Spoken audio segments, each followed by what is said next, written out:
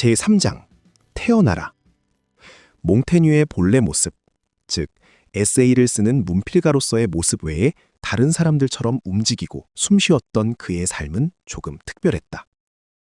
그는 1533년 2월 28일 훗날 영국의 여왕이 될 엘리자베스 1세의 탄생과 같은 해이고, 조선은 중종 때 궁중암투로 왕비가 사약을 먹고 죽던 해에 몽테뉴 성에서 태어났다. 몽테뉴의 증조부인 라몬 에이켐은 1477년에 이 영지를 사들였다.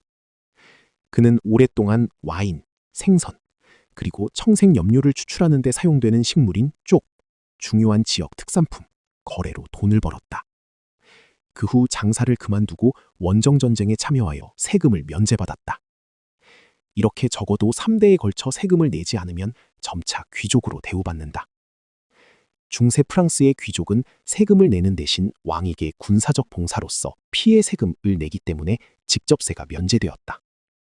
이를 위해 귀족은 영지 내에서 자신과 기사를 무장시키고 전쟁 시 왕을 위해 싸우는 것이 본연의 의무였다. 할아버지, 아버지 때는 원정에 참여해서 점차 귀족이 되는 과정이었고, 미셸 몽테뉴부터 정식 귀족으로 인정받았다고 볼 수 있다. 몽테뉴의 출생 기록은 가게도의 보르도와 페리고르의 경계 지역에서 태어났다고 되어 있다. 이는 중요한 의미를 지니는데, 보르도는 대부분 가톨릭 신자였던 반면 페리고르는 종교개혁파, 즉 개신교 지지자들이 주를 이루었기 때문이다. 나중에 가문 이름을 몽테뉴로 바꾼 에켐 가문은 이렇게 분열된 양쪽과 평화를 유지해야 했다. 몽테뉴의 지역인 기엔, 아키텐이라고도 함은 종교개혁 이전부터 자기들은 프랑스의 일부가 아니라는 일반적인 정서가 퍼져 있었다. 아키텐은 고유의 언어를 사용했고 프랑스 북부와는 역사적 연관성이 거의 없었다. 실제로 이곳은 오랫동안 영국령이었던 곳이었다가 100년 전쟁 때 프랑스령이 된 곳이다. 아버지 피에르 에이켐트 몽테뉴는 1495년 9월 29일에 태어났다. 그의 모든 면모는 급속히 근대 국가로 이행하던 아들의 세계와는 동떨어져 있었다. 귀족 가문의 전통을 따라 그는 군인의 길을 택했다. 미셸은 아버지의 뒤를 따르지 않았다. 귀족으로서 그는 칼을 소지해야 했지만 동시대 인물인 브랑톰은 몽테뉴가 펜만 들고 다니며 칼은 질질 끌고 다녔다고 비꼬았다.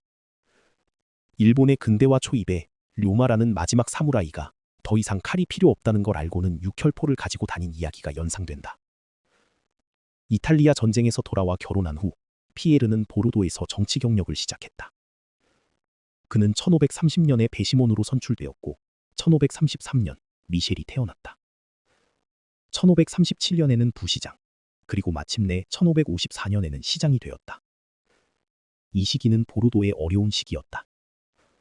1548년 소금세 문제로 폭동이 일어났고 프랑스 정부는 보르도를 응징하기 위해 많은 법적 권리를 박탈했다.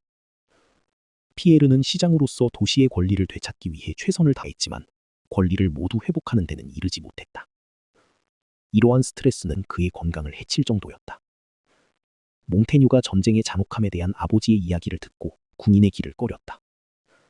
아버지의 영향받은 비슷한 이유에서 몽테뉴는 약 30년 후 자신이 보르도 시장이 되었을 때 될 수 있으면 직무에 함몰되는 것을 경계했다. 그가 직무에 꾀를 부린 것은 아니지만 무모하게 올인하지는 않았다. 그의 아버지는 이탈리아 원정의 영향인지 몽테뉴에게 특별한 실험을 했다.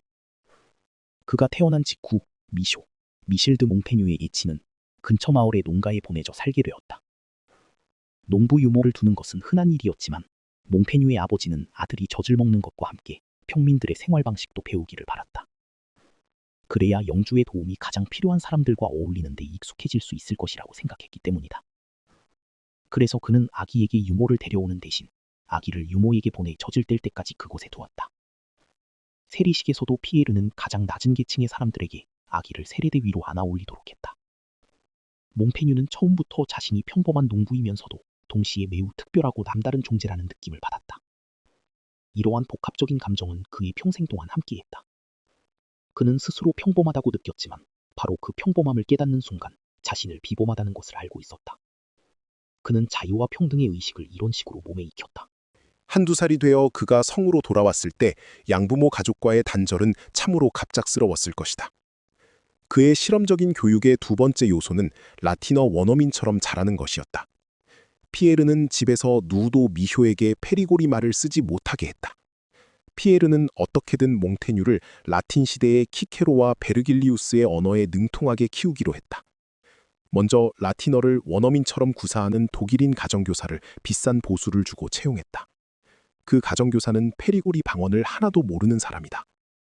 두 번째 단계는 집안의 다른 모든 사람들이 미쇼에게 라틴어 외 어떤 언어로도 말하지 못하게 하는 것이었다. 만약 그들이 미쇼에게 아침을 먹으라고 말하고 싶다면 라틴어 명령형과 적절한 격변화를 공부해서 라틴어로 말해야 했다. 이런 조치를 통해 부모들도 어느 정도 고급 언어인 라틴어를 구사할 수 있는 부가적인 성과를 얻었다. 이것이 얼마나 어려운지는 어린 자녀에게 영어 환경을 마련해주기 위해 젊은 부부가 영어로 말하기로 약속해놓고 하루가 지나기도 전에 포기하는 예들을 보면 알 수 있다. 당시 사람들에게 라틴어는 모든 인류 지혜의 근원으로 여겨지는 고대 세계를 공부할 수 있는 통로이자 지식인층이 되는 길이었다.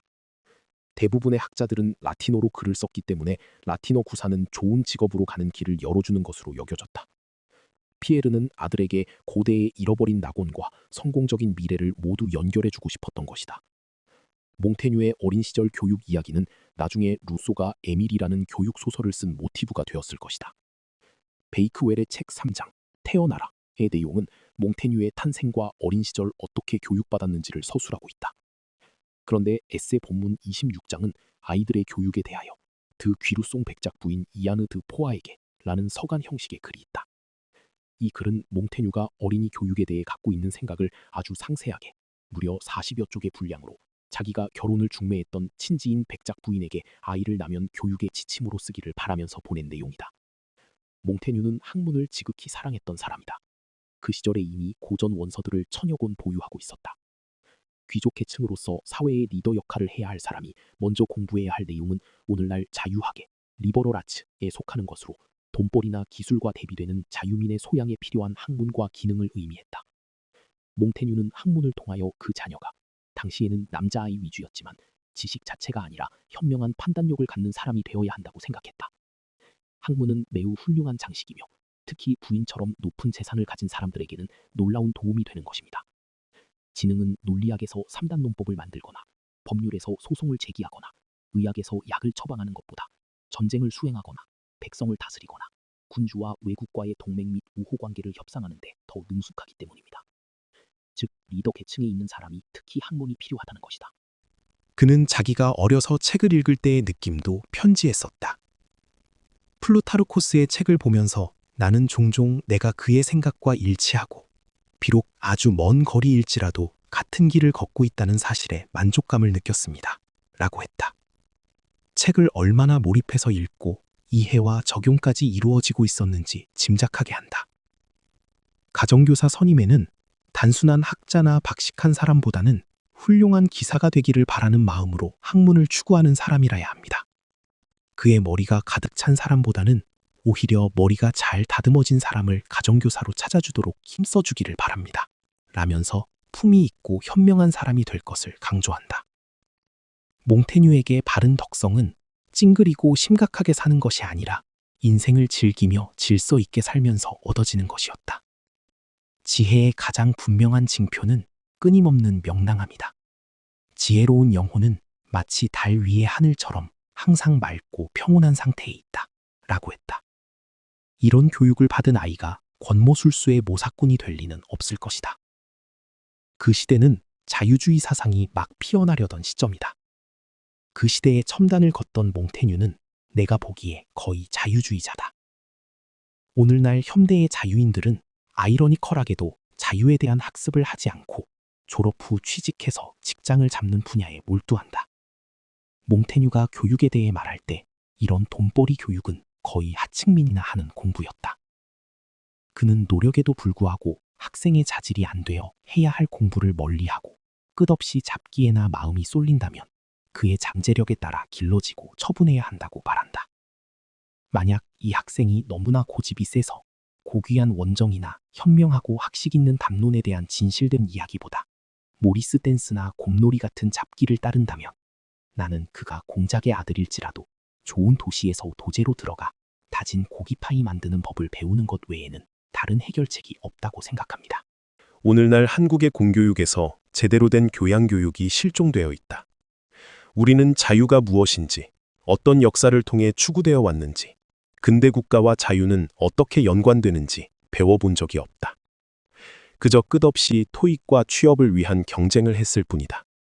다시 말해, 자유의 공화국을 살아야 하는 개인들에게 자유의 철학을 절대로 가르치지 않는다. 철학에 대해 몽테뉴는 이렇게 말한다.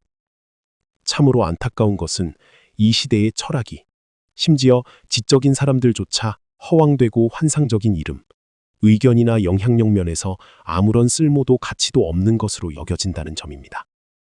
저는 이러한 현상이 철학으로 향하는 길을 가로막는 저급한 술책과 궤변 때문이라고 생각합니다.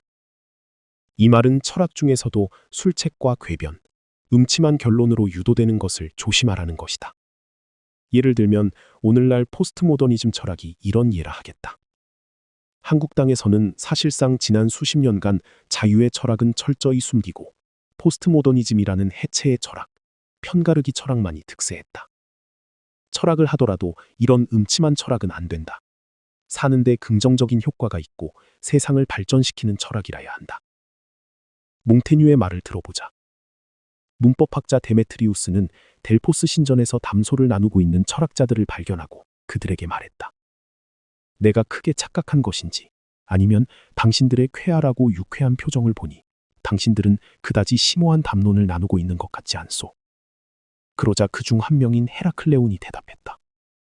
철학적 담론은 언제나 듣는 사람들을 즐겁게 하고 기분 좋게 해줄 뿐 결코 낙담시키거나 슬프게 하지는 않소. 몽테뉴는 오늘날 한국의 어린이들처럼 강제로 이런저런 학습에 치여 사는 것을 경계하는 말도 했다. 나는 그를 고문대에 묶어 하루에 14시간, 15시간씩 괴롭히는 사람들처럼 그의 정신을 억누르고 굴복시켜 짐꾼으로 만들고 싶지 않다. 우리가 훈련시키는 것은 영혼도 아니고 육체도 아닌 인간이며 우리는 그를 분리해서는 안 됩니다. 우리가 흔히 전인교육이라는 것을 몽테뉴는 자신의 서간문 구석에 슬쩍 끼워 넣었다. 세상 사람들에게 흔히 나타나는 허세와 무례에 대해서는 다음과 같이 경고한다. 다른 사람들의 의견을 듣기보다는 우리 자신을 드러내고 자랑하는 데에만 몰두하고 새로운 것을 얻어 자신의 가치를 높이는 데는 관심이 없는 사람이 많습니다. 그러므로 침묵과 겸손은 대화에서 매우 유익한 자질입니다. 따라서 이 아이에게 지식을 얻었을 때 아껴 쓰고 함부로 말하지 않도록 가르쳐야 합니다. 또한 자기 앞에서 하는 쓸데없는 말이나 우스꽝스러운 이야기에 일일이 반박하거나 비난하지 않도록 해야 합니다. 자신의 입맛에 맞지 않는다고 모든 것을 트집 잡는 것은 매우 예의 없는 행동이기 때문입니다. 그는 스스로를 바로잡는 것에 만족해야 하며 자신이 하지 않을 일을 남이 하는 것을 비난하거나 관습에 어긋난다고 따지지 말아야 합니다. 토론과 논쟁을 할 때는 상대를 가려서 하라고 권고한다. 알면서도 자존심 세우려고 고집부리는 허세와 오만을 경계하고 있다. 동시에 그런 인간들과는 처음부터 논쟁을 시작하지 않게 조심하라고 조언한다. 자신에게 걸맞은 상대와만 토론하고 논쟁하도록 교육받아야 하며 설령 상대와 하더라도 자신의 목적에 유리해 보이는 온갖 교묘한 술수를 부리지 말고 오직 자신에게 가장 도움이 되는 논증만을 사용하도록 교육받아야 합니다. 그리고 상대방의 논증에서든 자신의 논증을 더 깊이 고찰한 후에 진리를 발견하는 즉시 순응하고 복종하도록 교육받아야 합니다. 무엇보다도 어떤 저의를 갖고 매수된 듯한 행동은 정상적인 사람이 아닌 일종의 궁정의 환관이나 할 행동으로 보고 있다. 특정한 의무로 인해 매수되고 선입견에 사로잡힌 사람은 판단력이 흐려져 제 기능을 발휘할 자유가 줄어들거나 배은망덕과 경솔함으로 얼룩지게 됩니다. 순전히 궁정 신하인 사람은 수많은 신하 중에서 자신을 직접 선택하여 양육하고 승진시켜준 주인에 대해 호의적이고 좋게 말하는 것 외에는 다른 생각이나 말을 할 힘도 의지도 없습니다. 이 국면에서 문득 공자학원이라는, 그러나 공자 연구를 하는 것이 아니라 한국의 지식인 인맥을 관리한다는 중국 공산당의 공자학원을 무슨 재정적 이익을 도모한다는 이유로 좋은 것인 양 모른 척하는 한국의 대학 교육계가 생각난다. 우리 사회에는 교묘한 언변으로 자기 주장을 한치의 물러섬도 없이 내세우는 사람이 너무나 많다. 국회 청문회는 특히 아이들이 봐서는 안 될 듯한 무례의 극치다. 몽테뉴는 그의 말에는 양심과 미덕이 뚜렷하게 드러나야 하며 오직 이성적인 판단만을 기준으로 삼아야 합니다. 그에게 자신의 주장에서 오류를 발견하더라도 비록 스스로 발견한 것이라 할지라도 그것을 인정하는 것은 판단력과 진실성의 결과이며 이것이야말로 그가 추구해야 할 가장 중요한 덕목임을 깨닫게 하십시오. 라고 말하며 비열한 사람이 되지 말 것을 또다시 강조하고 있다.